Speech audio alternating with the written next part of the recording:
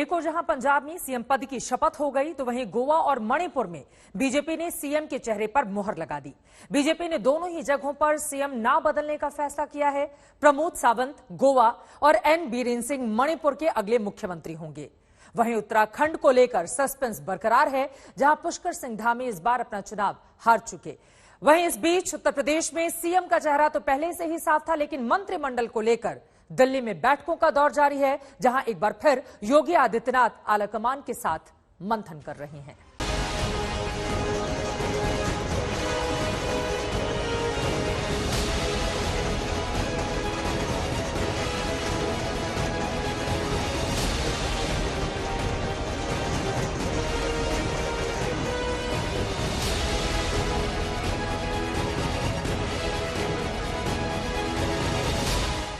ये जीत लखनऊ की है, लेकिन इसे तय करना है दिल्ली की सियासत।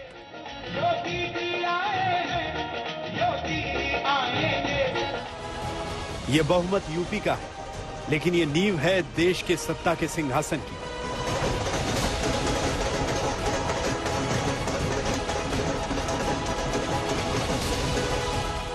– 2022 का ये चुनाव सेमीफाइनल है 2024 की लोकसभा का।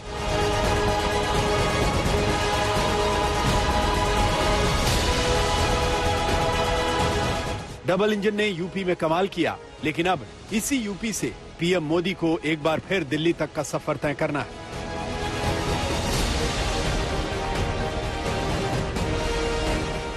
यही वजह है कि योगी आदित्यनाथ की अगुवाई में प्रचंड बहुमत के बावजूद मंत्रिमंडल को लेकर मंथन का दौर जारी है। यूपी की सत्ता में दोबारा काबिज होने वाले योगी आदित्यनाथ चुनाव परिणाम के बाद से दूसरी बार दिल्ली के दौरे पर हैं, जहां मंथन चल रहा है योगी सरकार 2.0 के कैबिनेट का।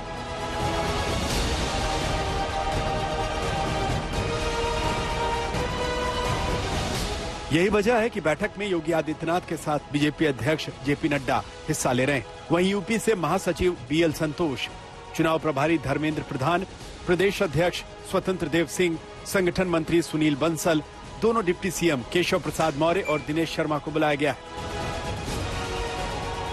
मंथन कई मुद्दों को लेकर है, मसलन यूपी में कितने डिप्टी सीएम होंगे, किन किन चेहरों को डिप्टी सीएम का पद मिलेगा, चुनाव हारने वाले केशव प्रसाद मौर्य को क्या जिम्मेदारी मिलेगी, मंत्रिमंडल में किसको किसको जगह मिलेगी, क्या चुनाव हारने वाले मंत्री मंत्रिमंडल का हिस्सा होंगे, मंत्रिमंडल में जातीय समीकरण को किस तरह बिठाया जाएगा।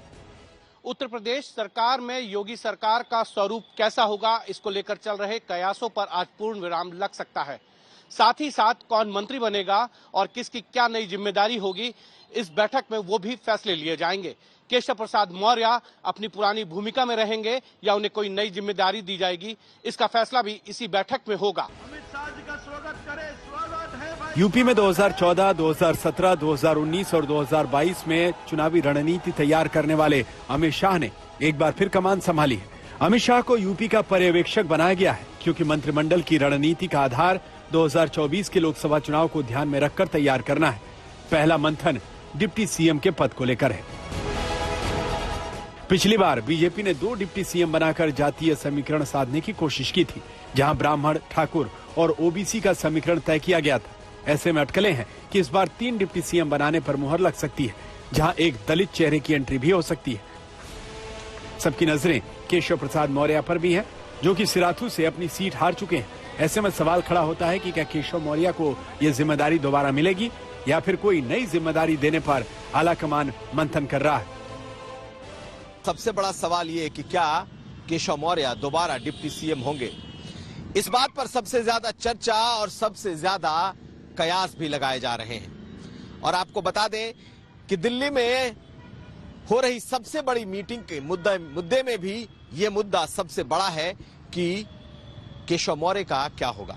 चर्चा ये है कि पार्टी किसी सूरत में केशव मौर्य के हारने के बावजूद उनके न तो चेहरे को कम करना चाहती है और न ही उनका कद छोटा करना चाहती है।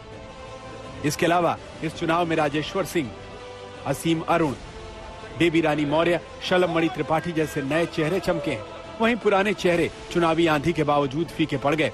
ऐसे में अब कैबिनेट में नए और पुराने चेहरों के बीच सामंजस्य बिठाने की चुनौती है। यूपी में चुनाव में 11 मंत्री चुनाव हारे, वहीं कुछ मंत्री बागी होकर पार्टी छोड़कर चले गए। ऐसे में मंत्रियों के विकल्प खुले हैं, लेकिन अब सवाल है कि क्या हारे हुए मंत्रियों को दोबारा मंत्रिमंडल में जगह मिलेगी। वहीं खबरें हैं कि मंत्रिमंडल में मंत्रियों की संख्या बढ़ाई जा सकती है और करीब 4 दर्जन मंत्री योगी कैबिनेट का हिस्सा हो सकते हैं। लखनऊ की सियासत में सबसे ज्यादा चर्चा इस बात पर है कि इस बार योगी आदित्यनाथ का मंत्रिमंडल कैसा होने जा रहा है। तो जान लीजिए, इस बार के मंत्रिमंडल में मुख्यमंत्री योगी आदित्यनाथ की अपनी छाप भी दिखाई देगी। प्रधानमंत्री क्या चाहते हैं यह भी दिखेगा। जातियों का संतुलन साधा जाएगा, क्षेत्र को महत्व दिया जाएगा और सबसे अहम यह होगा कि इस बार किसी तरह के दागी मंत्रिमंडल में नहीं दिखाई देंगे। ऐसे में योगी के मंत्रिमंडल की जगह काफी खाली है, लेकिन 2024 को देखते हुए महिला, ब्राह्मण, दलित और ओबीसी का जातीय समीकरण तैयार किया जा रहा है, क्योंकि दिल्ली का रास्ता लखनऊ से होकर जाता है। लखनऊ से कुमार अभिषेक और दिल्ली से हिमांशु मिश्रा के साथ आज तक ब्यूरो।